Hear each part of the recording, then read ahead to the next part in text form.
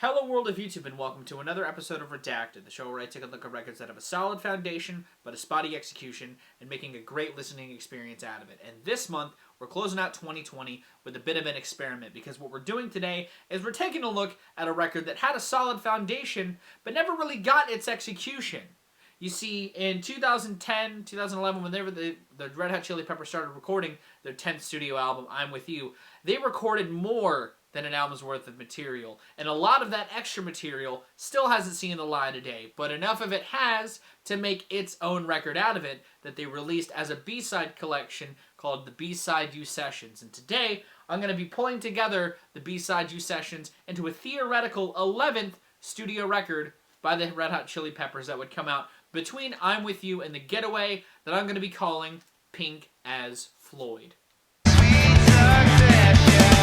around for quite a while. I see you kept the versatile, motivated to combine. Now, when sitting down and deciding that I was going to close out the year with this prospect, I only had two things in mind.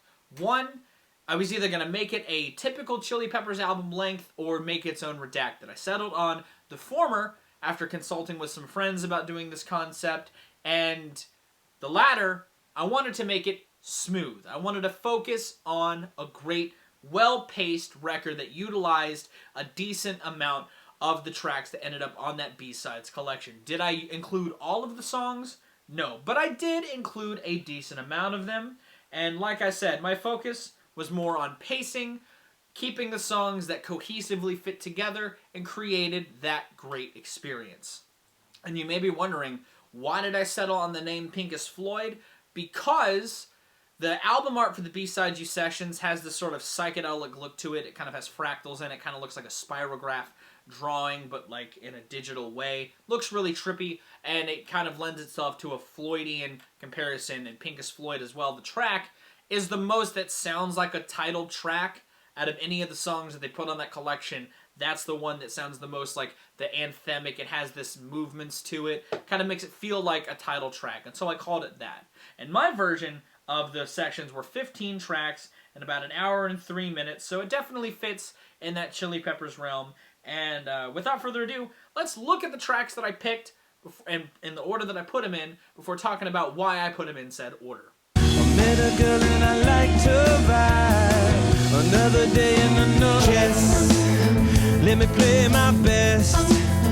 When I do it, it's a long time for me. I see fire. Yes, your ham on right. What more do you want? Like a bite. Out there, the family affair. Bring you, I do declare. Let's sing a new far away. The love that calls it all to stay by you. Chip chop, open the doors and we never close shop. Stay instead. We are dreaming. You feel safe when they take rubies and the child. God save us all and tell us how it is. This body I cannot detain. Now, when looking at the songs themselves, there was really only one that struck out to me as a great stage setting opener, and that was Hanalei. It has this sort of soft intro, the sort of atmospheric intro with the guitars before throttling into a great chorus. You know, the drums are kind of propulsive. It's a very propulsive track, and not to say there aren't a whole lot of propulsive moments on these sessions.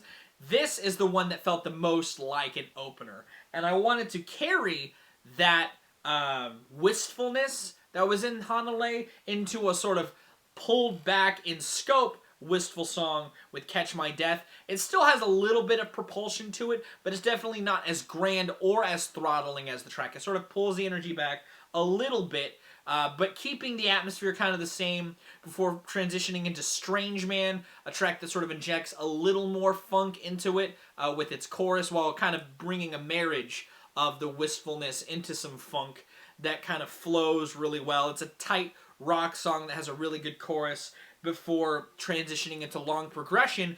Another throttling track with a good riff to it, and it's got a little more of that edge to it that was seen in Strange Man before pulling it into a little more of a soft direction with Magpies on Fire.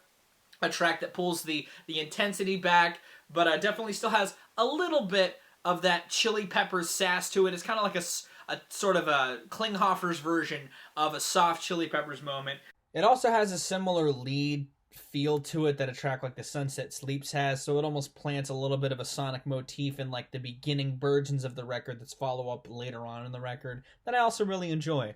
Before going completely funky, putting the funk at maximum with Victorian Machinery. You know, these two moments are sort of indicative of this leg of the record. I kind of have a more wistful moment with Klinghoffer injecting his own style into it before bringing in a little more of that funk and having some marriages between the two. You know, the first leg, I just wanted to have these two fast moments with some softer moments that showcase the album's sounds a little bit between those two. But then from that point on, we've got a little bit of some switch up punches. You know, we're keeping it paced a little more weird. We're keeping it in a weird realm by having Magpies on Fire and Victorian Machinery again coming after that. Nothing too fast, but showcasing their sort of mid-tempo characteristics portrayed in two different ways before shifting back into a sort of an airier realms with Love of Your Life, which has a bit of a swing to it, and it feels kind of like a sort of an offshoot from the By the Way Californication era sound. Again, it's that kind of era, but funneled through Klinghoffer's playing a little bit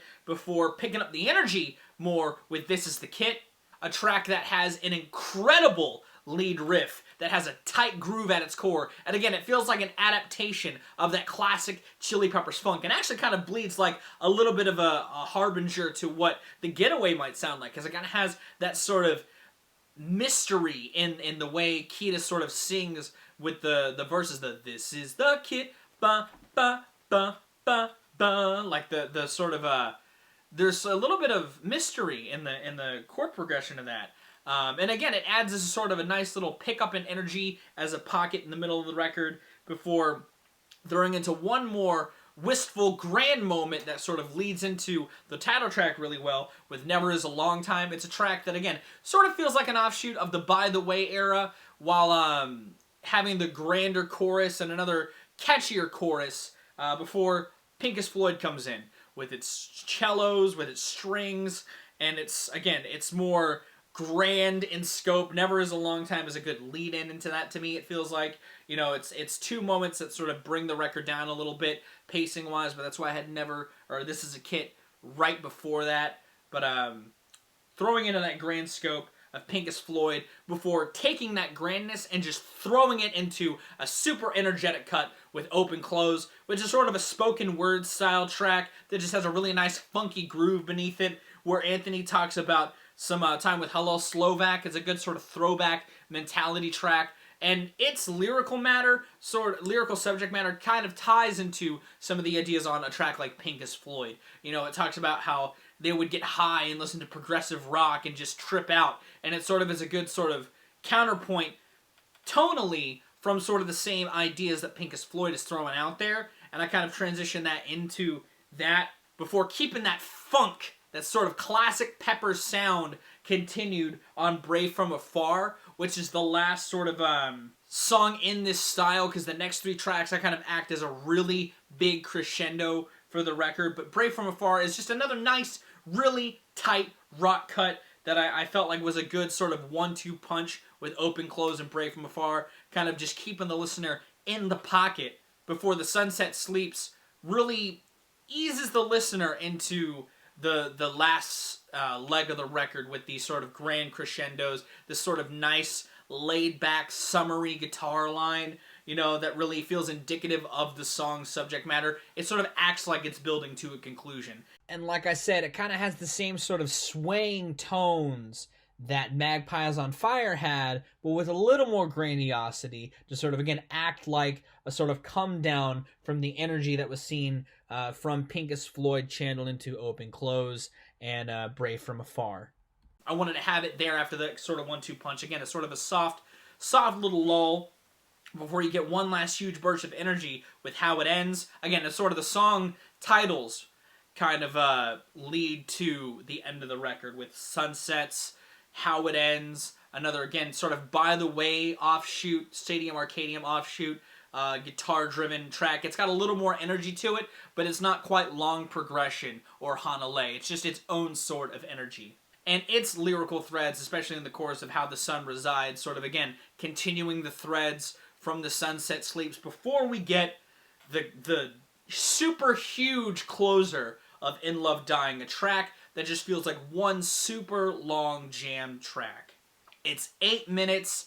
It's just the band playing with this groove and just letting it ride out while they have this sort of just mantra ringing through the listener.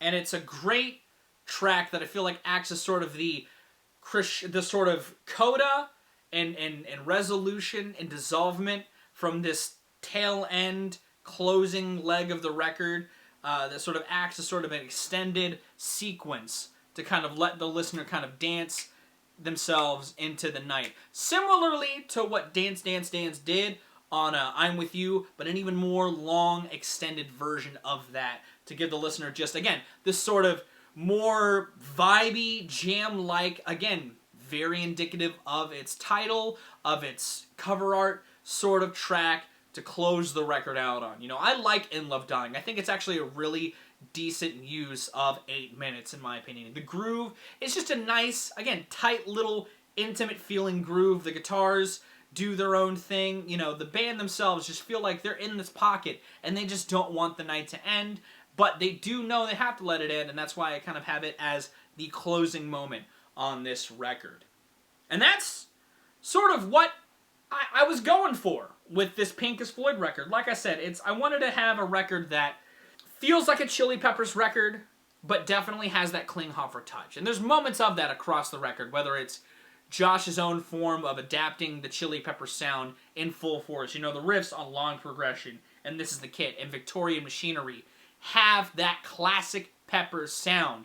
And even the tracks like Pink is Floyd, or How It Ends, or Catch My Death and Strange Man bring a good marriage of that classic funk with some of the more twinkly aspects that they were toying with on albums like I'm With You and Stadium Arcadium, and that was ultimately my big goal with this project, was to bring a marriage of those sounds together and basically create this experience that was not too dissimilar from what you would expect from the Chili Peppers. Now, as for why I didn't put Hometown Gypsy or Your Eyes Girl on this, I originally had a version with Hometown Gypsy on here. I like the sort of twangy approach, but I felt like it was too much of an offshoot from the rest of the record, and it sort of created this jarring cut in tone that the rest of the record just doesn't have. You know, they toy with the spacey stuff, the grand stuff, and the sort of drawn-out jammy stuff, and they have some funk in there, but there's nothing that really sounds like Hometown Gypsy. I like the song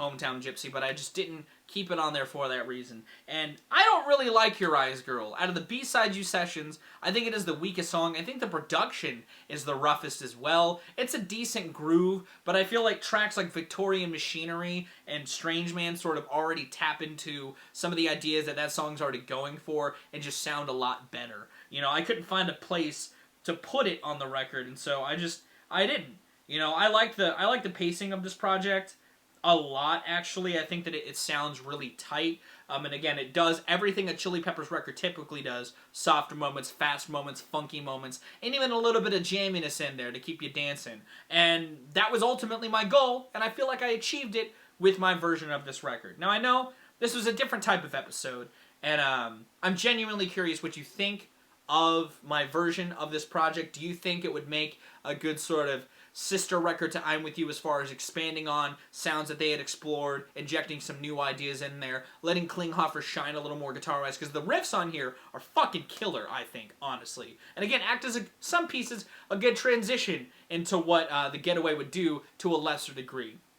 But let me know what you think of this version of the record. It's available on Spotify and on YouTube if you want to listen to it. It's linked down in the description.